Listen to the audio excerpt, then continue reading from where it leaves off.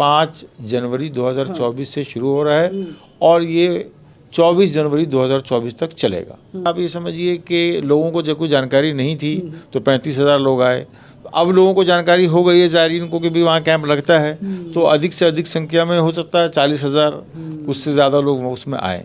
देखिए, truck drivers जो देश की एक रीढ़ की हड्डी हैं, वो हमारी इकॉनमी की रीढ़ की हड्डी हैं और वो हमारे देश के सारे लोगों के लिए सामान पहुंचाते हैं, सब्जियां पहुंचाते हैं, तेल पहुंचाते हैं, सारे जितनी एसेंशियल आइटम्स है वो सारी चीज़ें ट्रक से हिंदुस्तान में आती हैं। पूरे विश्व में, सिर्फ हिंदुस्तान ही नहीं, देखिए इसमें अलग अलग देश के लोग भी आते हैं, किर्गिस्तान के लोग आते हैं, रशिया से लोग आते हैं, टर्की से लोग आते हैं, कई कंट्री से लोग आते हैं। तो इसमें पूरे विश्व में, पूरे दुनिया में एक शांति का, एक प्यार का, एक मोहब्बत का मैसेज ख्वाजा साहब की दरगाह की तरफ से जाता है। देश की राजधानी दिल्ली में उर्स ट्रांजिट कैंप का आयोजन होने जा रहा है और देश के सभी धर्मों के लोग राजधानी दिल्ली में आएंगे। उर्स ट्रांजिट कैंप में वे लोग हिस्सा लेंगे। मेरे साथ एफआई इस्माइली जी हैं। सर, पूरा प्लान क्या है आप लोगों का?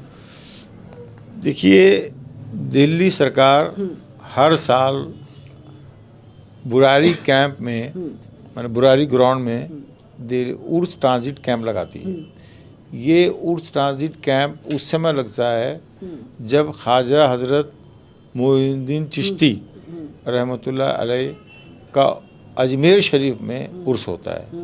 ये ख्वाजा साहब का 812वां उर्स है और इसमें लाखों के संख्या में सभी धर्म के लोग, हिंदू, मुस्लिम, सिख, ईसाई, सभी धर्म के लोग अजमेर में अपना अक़ीदत पेश करने के लिए हाज़िरी लगाते हैं। और ये दिल्ली सरकार बुरारी कैंप यहाँ पर है, दिल्ली के बाहर आउटर रिंग रोड पे, वहाँ पर एक बड़ा आयोजन करती है जिसमें बड़ी तादाद में पूरे मुल्क के, पूरे हिंदुस्तान के ज़ायरीन आते हैं। उनको दिल्ली सरकार, केजरीवाल सरकार हर तरीके की जो सुविधाएं हैं वो उनको मुहैया कराती है और उनके लिए हर तरीके का इंतज़ाम करती है। किस तरीके?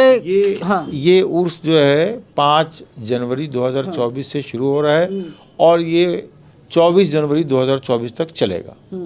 किस प्रकार की इंतज़ाम यहाँ पर की गई है या करवाई जाएगी? हर प्रकार का इंतज़ाम यहाँ करवाई जा रही है। ठंड से बचने का पूरा इंतज़ाम करवाया जा रहा है, गर्म पानी का इंतज़ाम कराया जा रहा है।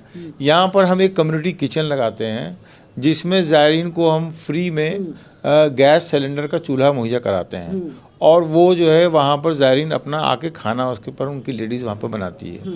उसके अलावा जो है वहाँ पर उनको गर्म पानी का अरेंजमेंट करते हैं, वहाँ पर उनके लिए मस्जिदें हैं, वहाँ पर रहने का, ठहरने का इंतज़ाम है। वहाँ पर हम कल्चर प्रोग्राम कराते हैं जिसमें कव्वाली का प्रोग्राम होता है, मुशायरा होता है, उसमें जो है आप समझिए हिंदी हास्य जो कवि सम्मेलन होता है वो भी होता है। तो इस तरीके से कल्चर प्रोग्राम भी हम वहाँ पर कराते हैं। कितने लोग आ सकते हैं इस बार? क्या उम्मीद आप लोग लगा रहे हैं? पिछले साल लगभग 35,000 लोग आए थे और वो कैंप जो पिछले साल का था वो कोविड के 2 साल के बाद लगा था। कोविड के बाद लगा था 2 साल का। तो उसमें जो है आप ये समझिए कि लोगों को जब कोई जानकारी नहीं थी तो 35,000 लोग आए। अब लोगों को जानकारी हो गई है ज़ायरीन को कि भी वहाँ कैंप लगता है, तो अधिक से अधिक संख्या में हो सकता है 40,000 उससे ज़्यादा लोग उसमें आए, ऐसी उम्मीद की जा रही है। देश में तमाम मुद्दे चल रहे हैं। आपने देखा कि मोदी सरकार खिलाफ ट्रक ड्राइवरों ने आंदोलन किया, सरकार झुक गई।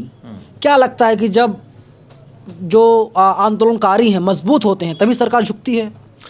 नहीं, मैं जो जहाँ तक मेरी जानकारी है, जिस तरह के ट्रक ड्राइवर्स का या ड्राइवर्स का उन्होंने कानून पास किया है शायद, है ना, जिसके विरोध में उन्होंने, देखिए ट्रक ड्राइवर्स जो देश की एक रीढ़ की हड्डी हैं, वो हमारी इकॉनमी की रीढ़ की हड्डी हैं और वो हमारे देश के सारे लोगों के लिए सामान पहुंचाते हैं, सब्जियां पहुंचाते हैं, तेल पहुंचाते हैं, सारे जितनी एसेंशियल आइटम्स है वो सारी चीज़ें ट्रक से हिंदुस्तान में आती हैं, अलग अलग मार्केट्स में जाती है। व्यापारी अपना व्यापार करते हैं, तो वो देश के मतलब इकॉनमी के लिए एक रीढ़ की हड्डी का काम करते हैं। उनको सरकार का पूरा ध्यान रखना चाहिए। मगर आप जैसे जानते हैं कि जो अभी माहौल चल रहा है, अभी तो हिंदू मुस्लिम के अलावा तो वो कुछ चलाते नहीं हैं। उनको देश के लोगों का, उनके हित का कोई उनको सरोकार नहीं है। एक डीएम हैं, वो कहते हैं कि ट्रक ड्राइवर से पूछते हैं तुम्हारी औकात क्या है। तो डीएम साहब को जिस दिन सब्जी नहीं मिलेगी, जिस दिन दूध नहीं मिलेगा, जिस दिन उनको और भी एसेंशियल आइटम्स दवा नहीं मिलेगी, उनके समझ में आ जाएगा भाई ये ट्रक ड्राइवर ही तो लाते हैं। सारा जो कैरेज होता है, लॉजिस्टिक जो है, पूरे देश का सामान जो एक शहर से दूसरे शहर के लिए, देखिए डीएम साहब को एक बात समझने की ज़रूरत है, आदमी को छोटा या बड़ा नहीं होता है, हर आदमी एक दूसरे के लिए बना है। कोई आपके लिए जूता बना रहा है, कोई आपके लिए कपड़े बना रहा है, कोई आपके लिए दवा बना रहा है। हर आदमी, भगवान ने हर आदमी को, इंसान को पैदा जो किया है वो एक दूसरे के लिए किया है। तो ये तो डीएम साहब को ये बात समझना चाहिए ये चीज़। लेकिन बीजेपी की सरकार में मध्य प्रदेश के डीएम साहब हैं, तो क्या बीजेपी ने उन्हें इतना अधिकार दे दिया है कि ट्रक ड्राइवरों या तमाम लोगों का अब वो औकात नापेंगे, तुम्हारी औकात कितनी है, औकात की लंबाई चौड़ाई कितनी है? देखिए इसमें कोई दो राय नहीं है कि इस देश में सबसे बड़ी समस्या क्या है कि कुछ अधिकारी जो हैं वो एक तरह से वो पार्टी के एजेंट हो गए। उनका काम प्रशासन संभालना, लोगों को संभालना काम होता है, मगर वो ना प्रशासन के एजेंट, मतलब पार्टी के एजेंट हो गए। वो अपना प्रशासन का काम करने के बजाय वो पार्टी के लिए काम करने लगे। तो ऐसे लोगों को सरकार को देखना चाहिए कि भाई वो जो उन पर जिम्मेदारी दी गई है, जो उनको, जिसके लिए उन्होंने ओथ लिया है, वो उस ओथ पे करें। जी चलिए हम फिर से उर्स पर आते हैं, उस ट्रांजिट कैंप पर। तो आम लोगों से आप क्या कुछ कहना चाहेंगे? नहीं, हम ये कहना चाहेंगे कि ज़ायरीन पूरे दिल्ली में आ रहे हैं, दिल्ली सरकार उनका पूरा अरेंजमेंट कराती है।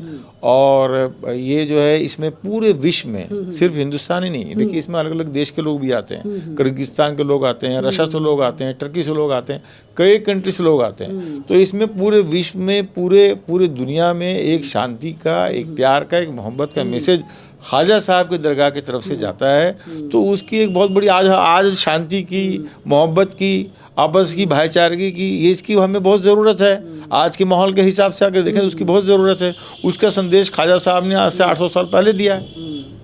चलिए इस्माइली जी हैं और साफ तौर पे कह रहे हैं कि जब कोरोना के बाद पहली बार ट्रांजिट कैंप का आयोजन किया गया तो 35,000 लोग आए थे, और इस बार उम्मीद है कि और ज़्यादा लोग भी देश की राजधानी दिल्ली में आएंगे और इसमें सभी लोग शामिल होंगे और सभी धर्मों के लोग इस उर्स ट्रांजिट कैंप में शामिल होते हैं।